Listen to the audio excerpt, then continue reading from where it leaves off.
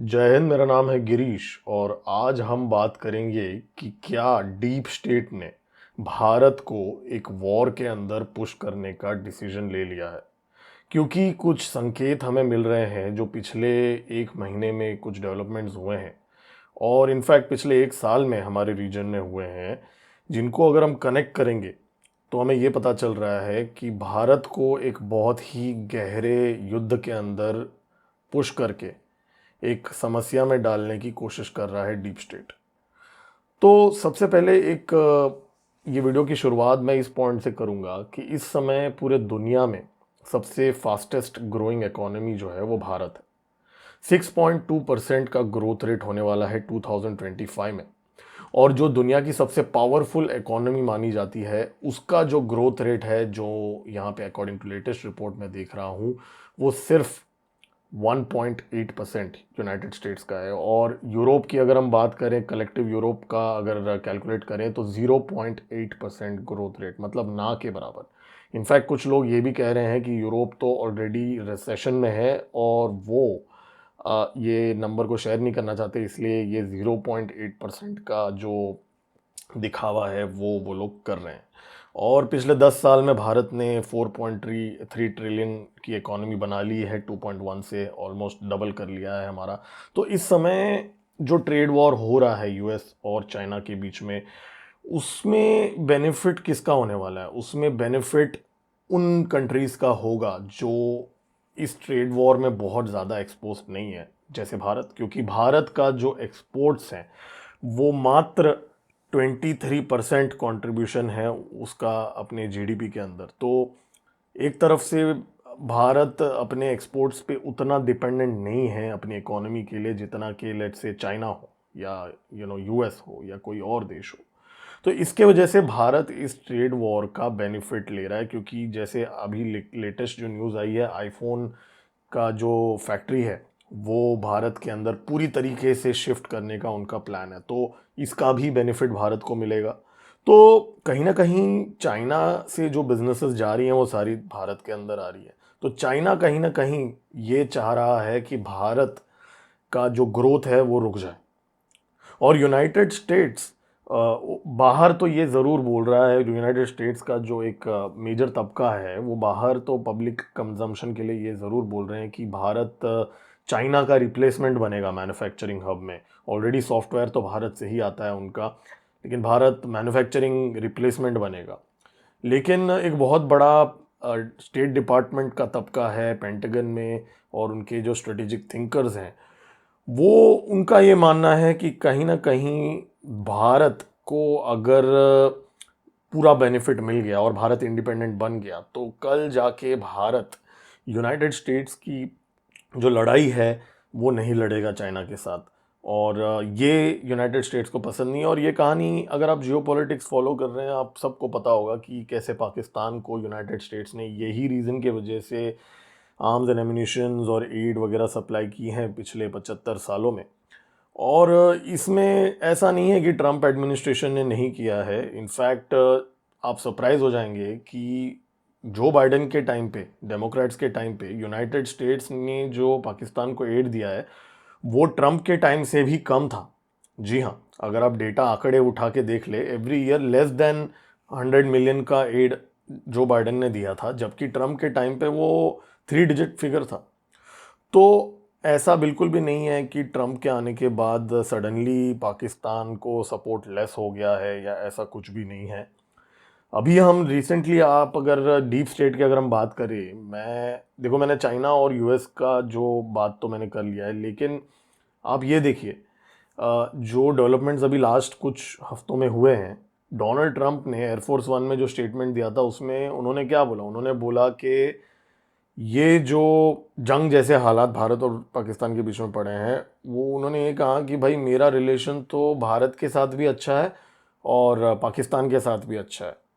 और ये स्टेटमेंट के बाद में आप अगर देखेंगे भारत में टाइम्स ऑफ इंडिया और जितने भी मेन स्ट्रीम मीडिया है, आउटलेट्स हैं, वो सारे ये बोलने लगे कि अरे यार यूएस ने भारत को सपोर्ट कर दिया, यूएस ने भारत को सपोर्ट कर दिया। भाई ये स्टेटमेंट में आपको कहाँ दिख रहा है कि उसने भारत को सपोर्ट किया है?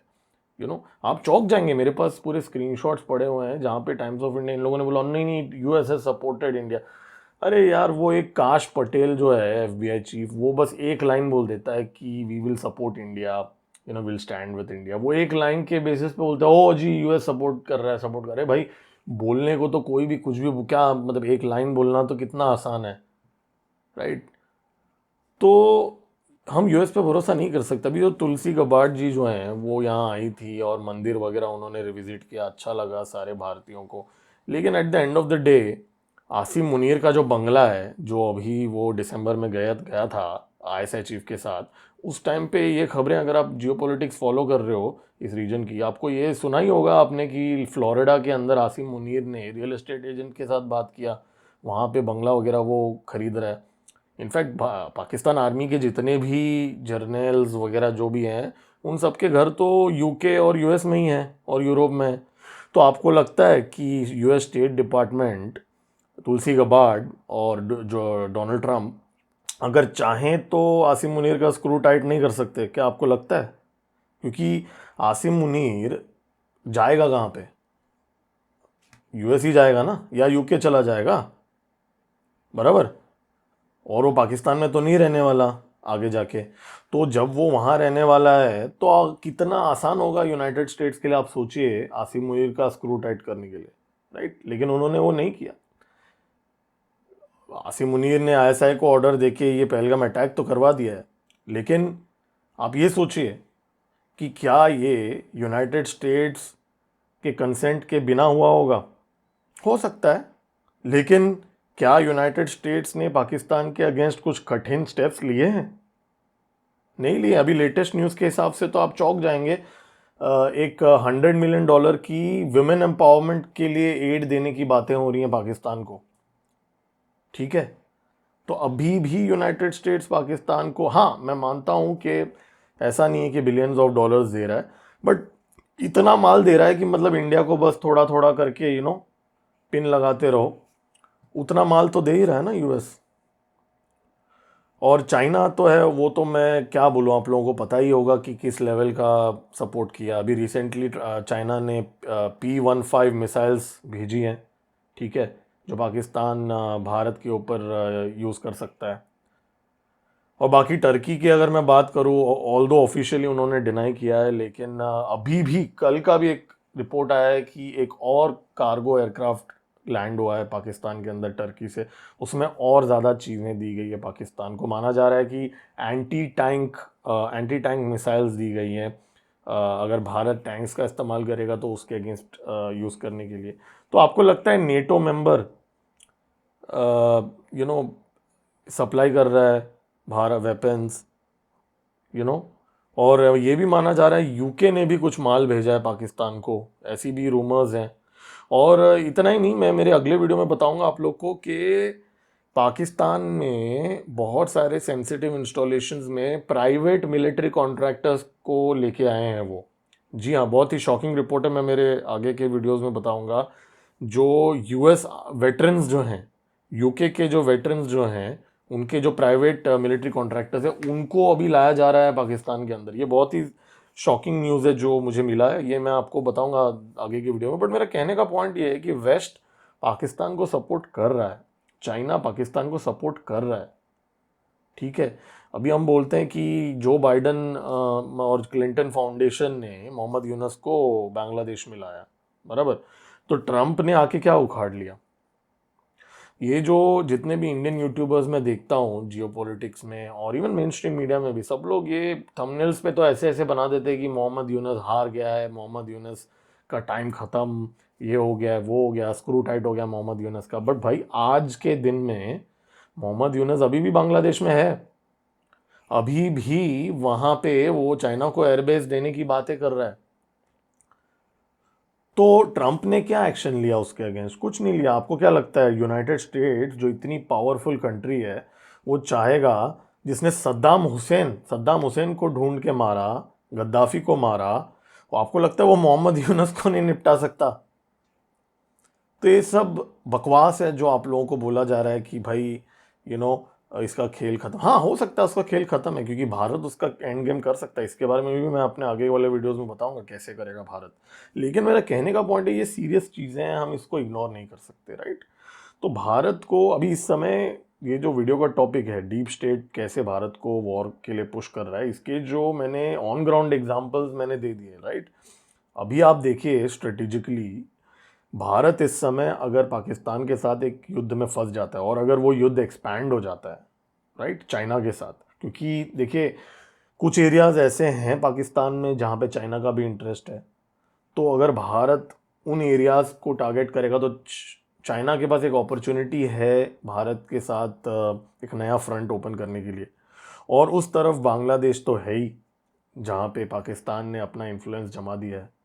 तो आप देखिए पाकिस्तान, चाइना और बांग्लादेश, हम 2.5 फ्रंट वॉर की बात करते हैं, बट आई थिंक हम लोग को 3.5 फ्रंट वॉर की बातें करनी चाहिए अब। तो ये जो चीज़ें हैं ये कोई रैंडम अक्रेंसेस नहीं है। आप देख रहे हो बांग्लादेश में तख्ता पलट, पाकिस्तान में तख्ता पलट, पहलगाम, राइट, चाइना की इकोनॉमी का डाउन होना। तो ये सब हमें ये इंडिकेशन दे रही है कि भारत जो है, जो 6.2% जीडीपी ग्रोथ रेट रख रहा है, उसको एक टफ सिचुएशन में डाला जा रहा है। क्योंकि अभी मोदी जी ने अगर कुछ किया नहीं तो भारत का जो अपोजिशन पार्टीज हैं वो तो चढ़ जाएंगे, वो बोलेंगे भाई कुछ किया नहीं, भारत ने रिवेंज नहीं लिया। और ग्लोबली भी ये नैरेटिव चलेगा कि भाई भारत एक वीक स्टेट है। और अगर मोदी जी कुछ एक्शन लेते हैं, जो अभी रिपोर्ट्स भी हमें आ रही हैं, वो उस पर मैं और वीडियोस बनाऊंगा, तो अगर एक्शन लेते हैं तो फिर ये एक और रशिया यूक्रेन युद्ध लेवल का होने का डर है। हालांकि पाकिस्तान के पास उतने सप्लाईज नहीं है, ठीक है, भारत से लड़ने का, लेकिन सप्लाईज तो यूक्रेन के पास भी नहीं थे ना रशिया से लड़ने के लिए। बिना वेस्ट के सपोर्ट के यूक्रेन भी कहाँ लड़ सकता था। तो हमें ये नहीं सोचना चाहिए कि पाकिस्तान के पास आज नहीं है वेपन्स तो हमसे ठीक है, वेपन्स तो सप्लाई भी की जा सकती हैं। और बाकी न्यूक्स की तो मैं बात ही नहीं कर रहा हूँ, वो तो एक अलग ही टॉपिक है, किसी और दिन बात करेंगे। बट कहने का मेरा पॉइंट ये है कि भारत को एक बहुत ही प्लान्ड वे में एक वॉर के अंदर धकेला जा रहा है। और आप देखिए भारत के अंदर जो अपोजिशन पार्टीज भी है, देखिए मैं ये पॉलिटिकल वीडियो नहीं बनाना चाहता हूँ कि भारत में मैं कौन से पार्टी को सपोर्ट करता हूँ वो सब, लेकिन आप just from a Indian perspective आप देखिए जो अपोजिशन पार्टी वगैरह हैं, आपने देखा होगा इमीडिएटली तो उन्होंने कोई नेगेटिव स्टेटमेंट नहीं दिया, जैसे पुलवामा के टाइम में किया, उरी के टाइम, जो बाकी टेरर अटैक्स हुए उस टाइम पे किया था, राइट। तो कहीं ना कहीं ऐसा है कि भाई सब लोग बोल रहे हैं एक्शन लो एक्शन लो। ट्रम्प भी बोल रहा है कि ठीक है हम न्यूट्रल हैं, मतलब वो पाकिस्तान को सपोर्ट कर रहा है, लेकिन न्यूट्रल का मतलब ये है कि वो भारत को भी सपोर्ट नहीं कर रहा है खुल के, राइट। तो सब लोग कहीं ना कहीं ये बोल रहे हैं कि भाई भारत लड़ो जाके। तो थोड़ा अजीब नहीं लग रहा है आप लोग को? आप लोग कमेंट्स में लिख के बता सकते हैं आपका ओपिनियन। मैं और वीडियोस अभी पोस्ट करूंगा, बहुत क्लोजली मैं इसको ट्रैक करूंगा। मेरा नाम है गिरीश और आप देख रहे हैं एम जियो पॉलिटिक्स। जय हिंद।